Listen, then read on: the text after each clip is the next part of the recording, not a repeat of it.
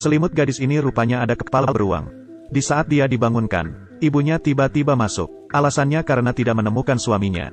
Juga ayah tiri si gadis. Karena ada teman yang sangat penting akan bertamu ke rumah. Jadi dia tidak ingin si gadis dan suaminya untuk berada di rumah. Tapi yang tidak diketahuinya adalah, suaminya sebenarnya juga berada di kamar itu. Gadis ini bernama Minnie. Dia memiliki seorang ibu yang iritabilitas, alkoholisme, keegoisan dan kemalasan. Melahirkannya sebelum menikah. Kelahiran anaknya menghancurkan reputasinya sebagai bintang. Sehingga anaknya adalah suatu hal yang buruk. Minnie yang tumbuh besar di lingkungan seperti itu. Hatinya sangat tidak sehat. Hari ini ulang tahun Minnie. Ibunya mengatur seorang pria untuk menjadi hadiahnya. Di malamnya dia juga bisa memanfaatkannya.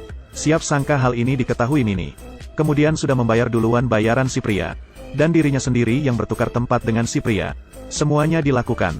Dan ternyata memberikan kejutan untuk semuanya. Juga membuat ibunya tidak senang.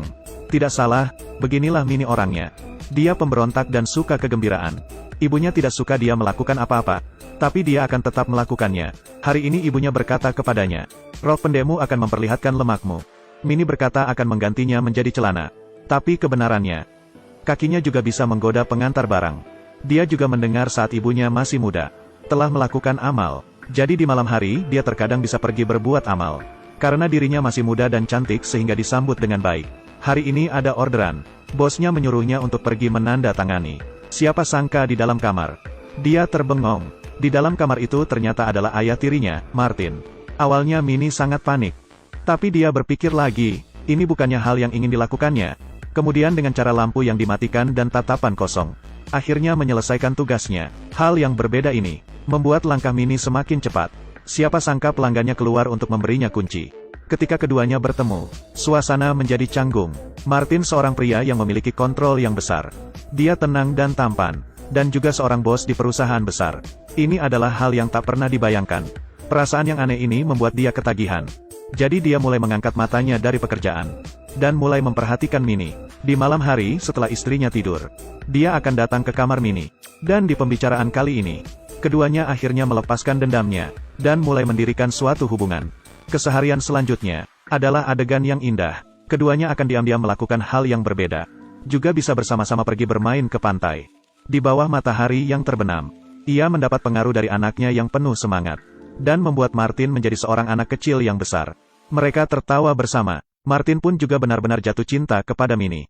Di bawah bimbingan Minnie hari ini, mereka berdua akhirnya memutuskan untuk mengirim ibunya ke rumah sakit jiwa. Kemudian Minnie mulai mencuri obat di sekolah. Semacam obat yang bisa menghilangkan kesadaran. Dan menambahkan obat itu ke minuman ibunya. Juga dalam dosis yang banyak. Obat seperti ini membuat ibunya menjadi lemah.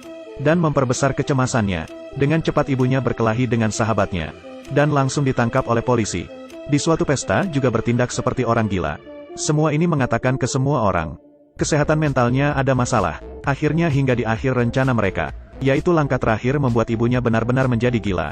Hari ini kedua orang beralasan untuk pergi keluar makan. Tapi setelah itu ia menggunakan pakaian tertutup dan memasuki rumah. Awalnya mengira dia akan ketakutan dan bersembunyi di pojokan. Tak disangka saat keduanya membuka pintu. Menemukan ibunya telah meninggal. Ternyata demi menghilangkan rasa takut. Dia meminum semua obat. Martin langsung menelepon ambulan. Siapa sangka Minnie menahannya. Istri pria ini baru saja meninggal. Wanita-wanita di sekitarnya mulai mendekatinya. Di saat pemakaman, sahabat yang sering ditemui istrinya juga mulai mendekatinya. Setelah acara pemakaman selesai, Martin dan Minnie memulai liburan mereka. Di malam hari, keduanya berendam di air panas untuk merayakan. Tiba-tiba suatu suara menyadarkan mereka. Ternyata adalah tetangganya yang juga sedang berliburan. Kebetulan yang mendadak ini membuat Martin menjadi tidak nyaman. Tiba-tiba ia kehilangan minat. Liburan yang seharusnya bahagia, akhirnya juga selesai. Kedua orang yang kembali ke kehidupan. Tiba-tiba kehilangan bahagia yang biasanya. Karena rintangannya hilang. Gadis berkata rasa tantangannya menjadi tidak ada. Dan pria juga sudah tidak ada rasa niat.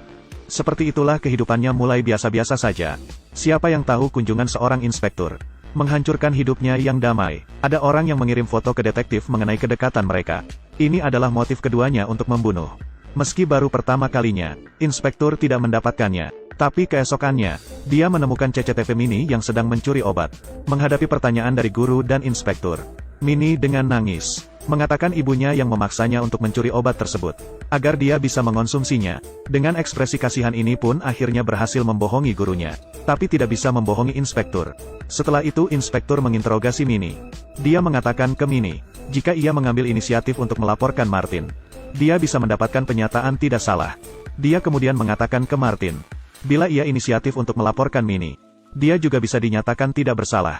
Di bawah situasi seperti ini, tatapan kedua orang ini sepertinya terlihat memikirkan sesuatu yang jahat.